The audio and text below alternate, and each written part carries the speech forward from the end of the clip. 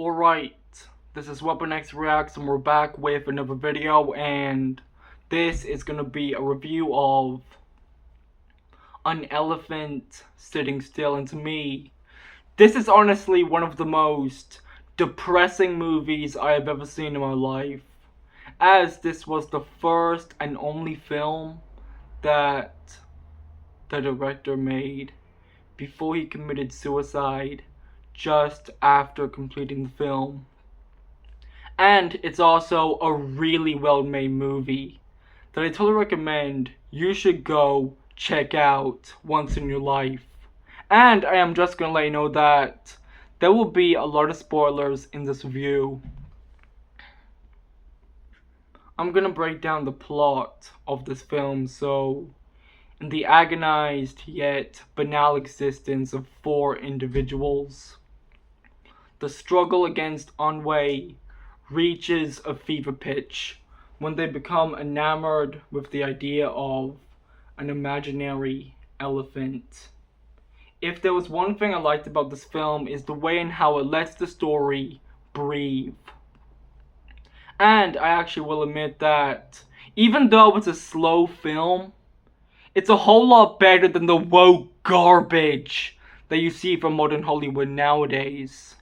And not just that, but it's most definitely worth its 3-hour and 54-minute runtime, as it's a film that stays with you long after it's over. And I'm not gonna lie, this is some of the best writing you will ever see in a movie.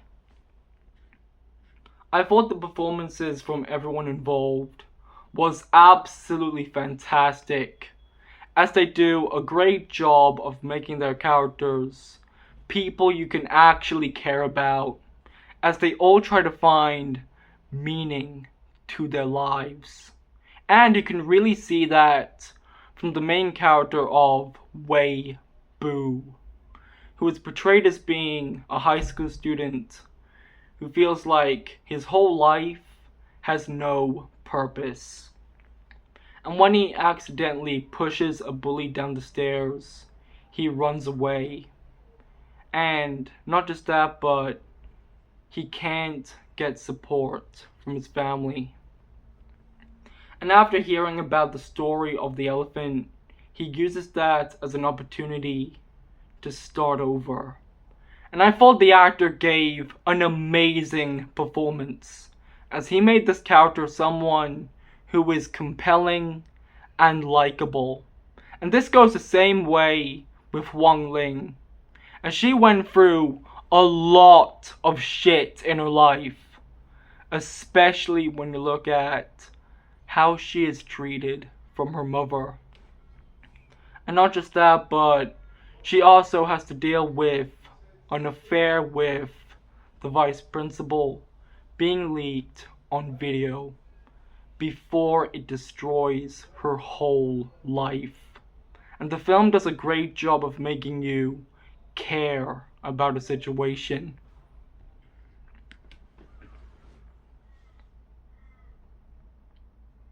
Yu Chang is honestly one of the most compelling characters I have ever seen in a film.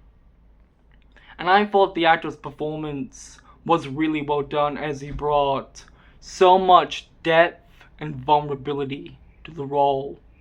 And the film portrays him as being a gangster who feels responsible for his best friend's suicide. But he immediately blames his ex-girlfriend for what happened, saying if she hadn't cheated on him, none of this would have happened. And it's a great example of just who he is as a person. And if you look at his actions throughout the film, it's all just a way for him to hide his own guilt. And I thought the scene of where he saves a chef from a restaurant fire was really well done, as it shows that he does care about other people. And he tries to find a chance at redemption by calling his friend's mother and tells her that he was there when it happened. But unlike all the other characters who go to Manazuli, he stays back in his hometown because he realizes that he can't escape from his past sins. And it really makes his story a tragic and depressing one. And overall, Yu Chang is a deeply flawed character. And not just that, but he was a victim of his own environment. The slow pacing fits perfectly with everything this film is about. And one thing I liked about it is how it was done in a way that feels meditative but compelling at the same time. And this film would have never worked if it wasn't slow paced and 3 hours long. Because this is a very quiet movie. It's not like one of those fast paced dramas that you see from Hollywood. It's a whole lot different than that, and I really like it. Hubo's direction of the film was absolutely amazing. And to me, this is easily the best movie he has ever directed. As he did a great job of telling a story that is intimate, but really powerful at the same time. All at the age of 29 years old. As it came from his experiences living in modern day China and how he saw society at that time, which I thought was just so well done. And I even heard that the whole film was inspired by Béla Tarr's movies, and you can really see that through the use of long takes and bleak atmosphere.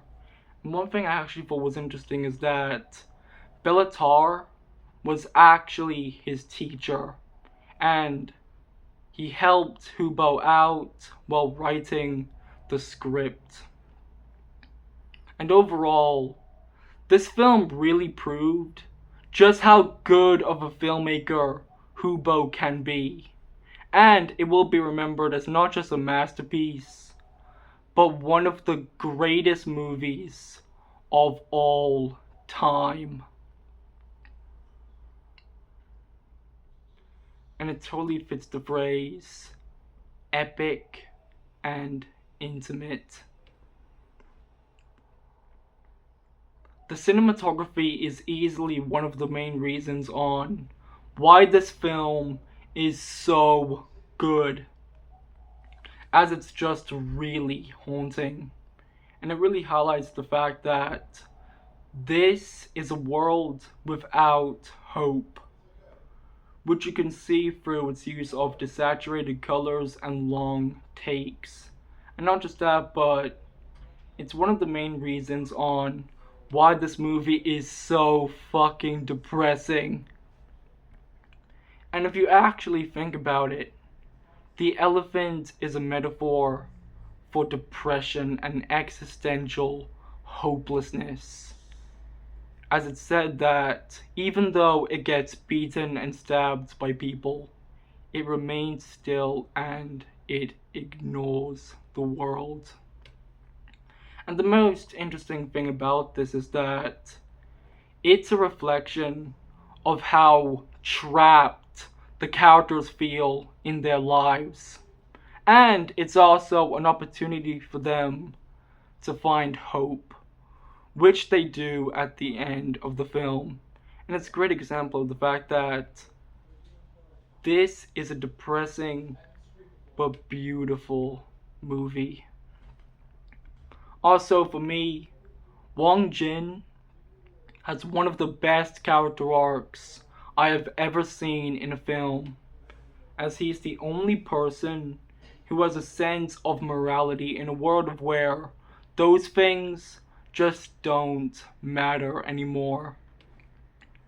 And we first see him as a retired soldier who feels rejected by his family, as they want him to be put in a nursing home just so they can go to school.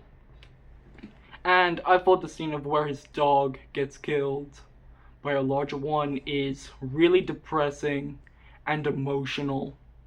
And what makes it even worse is that it was the only source of companionship for him.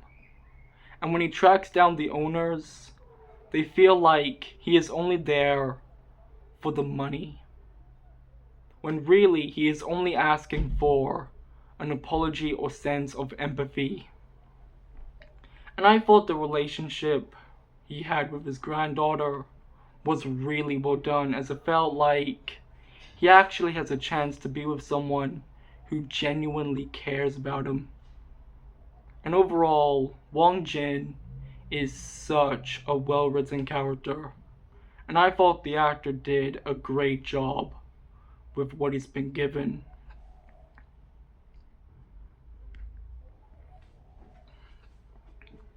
This is the rating that this film got on Rotten Tomatoes, so 94% from the critics and 77% from the audience.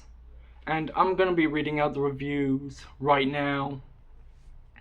So for the fourth one, in its almost 4 hours, Hubo builds his cinematic debut on the basis of a dense and stylized narrative that, at a contemplative pace, never loses its nihilistic tone when it comes to interrogating the existential suffering. For the second one, in looking at life in northern China, Hubo presents a society that's lost its way, downtrodden, selfish, and living in isolation in an industrial landscape devoid of natural beauty. Let for all the film's depressing storylines, he achieves hope. For the third review, An Elephant Sitting Still is a letter of rage and sadness of a depressed and cynical soul in a terrible context. For the fourth one, the unforgettable final shot, where life is confirmed as a frustrating but beautiful trip back and forth, puts the finishing touch to a monumental work. For the fifth one, it's as if this film was conjured from thin air, gorgeous, elemental, and tortured. Hubo's consciousness made manifest and brought into being by sheer force of will. For the sixth review, despite its melancholia and tonal rigor, An Elephant Sitting Still exudes so much elegance, frame precision, and ingenuity. Hubo's first and last feature is destined to have a place in cinema. For the seventh one, an imposing film, not only in the orchestration of its complex shots and continuity, but also in the precision of frames. For the eighth one, economic struggle, crime, intimidation in a variety of forms, and above all, the lack of affection are factors influencing the course of the story.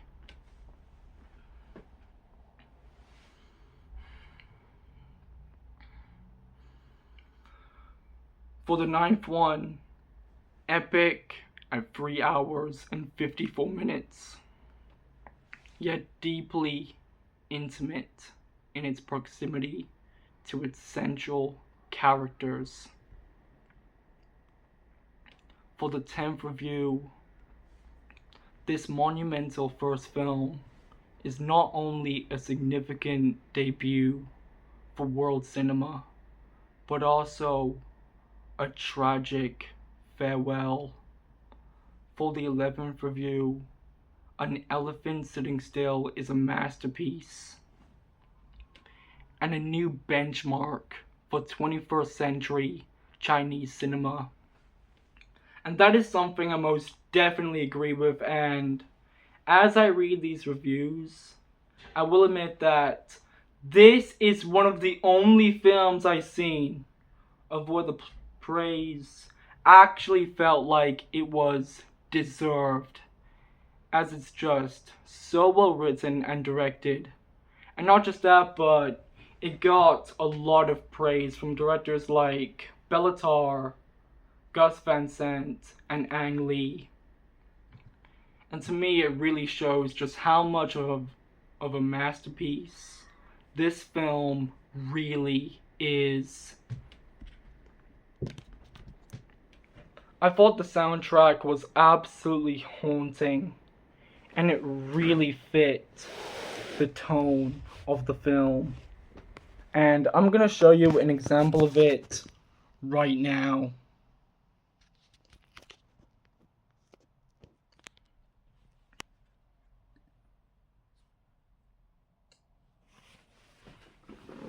I'm not gonna lie to you. This is honestly one of the most underrated movies ever made. And when I first heard about it, I thought it was just gonna be some slow, boring, pretentious movie, but when I watched it, it was actually pretty good. Like, the story was well written, it was well acted. It actually tried to do something with a story that isn't boring. And even if it is like 3 hours and 54 minutes, it doesn't feel that way. Even if it's got a lot of long takes. This film hits hard for me.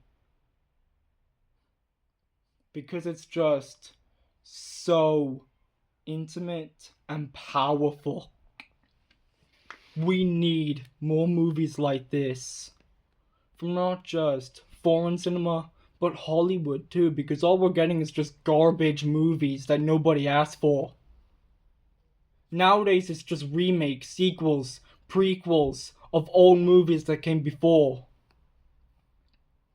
Even if we did have some original movies that came out this year, some of those films aren't even that good, except for 2 films, Weapons, Caught Stealing, and Sinners and F1. Films I consider masterpieces. And An Elephant Sitting Still can be probably one of the best films that ever came out in 2018. You know why? Because it's a film that speaks to you. It allows you to think about the story. And it gives you an experience that you're not gonna see in American films. You really care about the characters.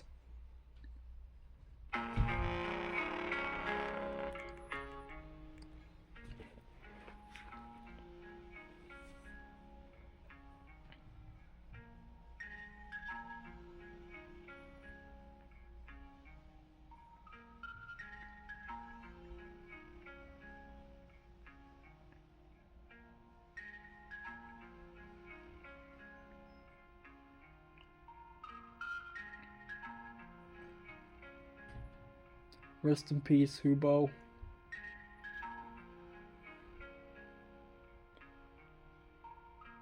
Do you know what caused him to commit suicide?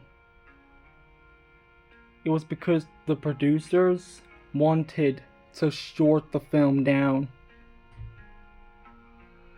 And to me, if they did that, it would have ruined this film's reputation.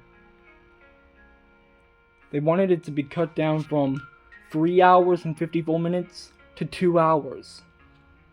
That'll be an insult to everything this film is about. Because it's not just 3 hours and 54 minutes just for the sake of it. It was done for a reason, and you can see it through this film's story.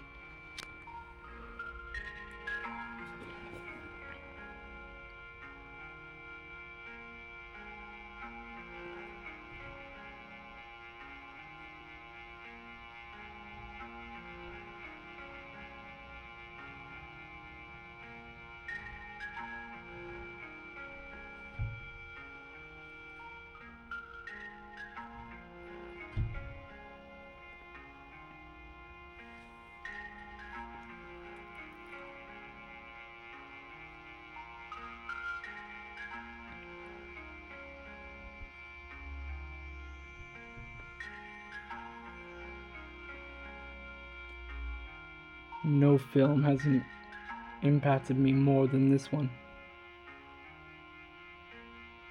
What a masterpiece.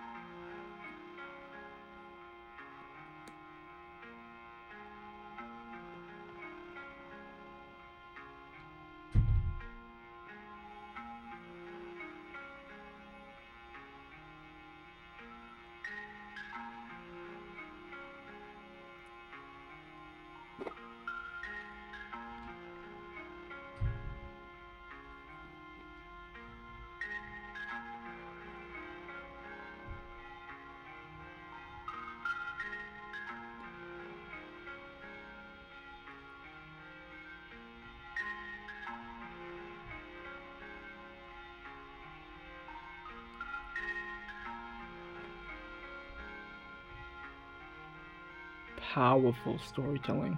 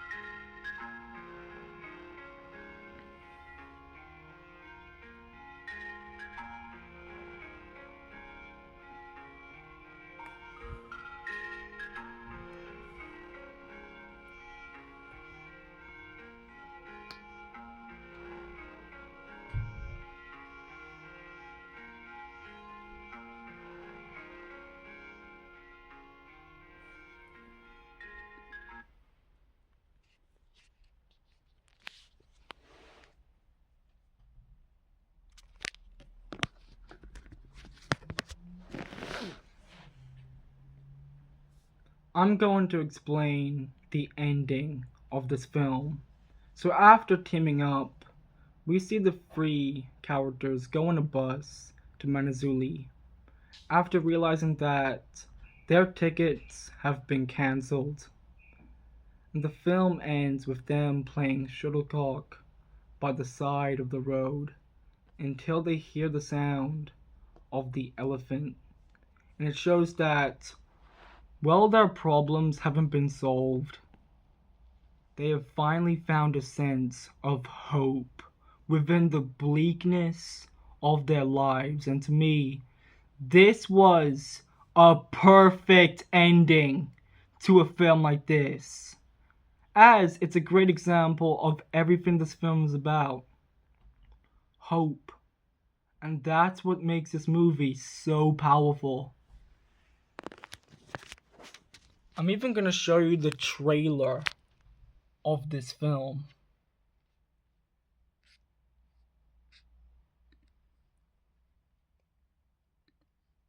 Just to get an idea of what this film is about.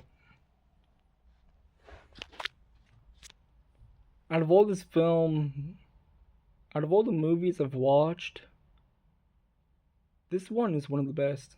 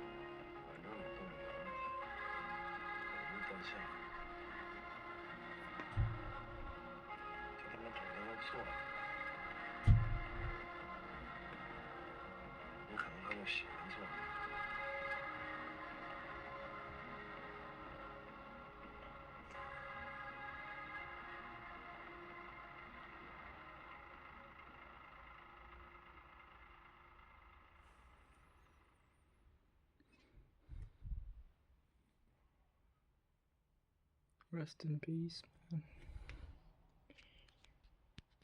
He made a great film.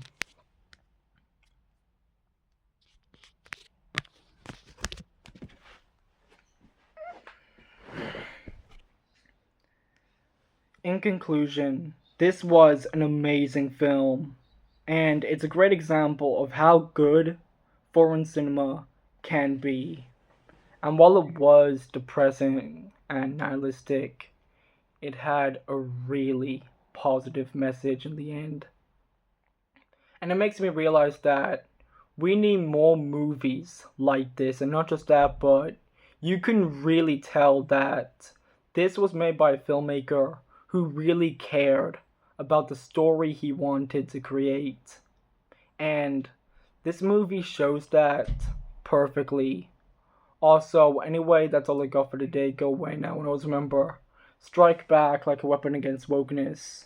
And I just want to let you know that the next films I'm going to be reviewing is Drive and Avatar Fire and Ash. So get ready for those because they're going to be good.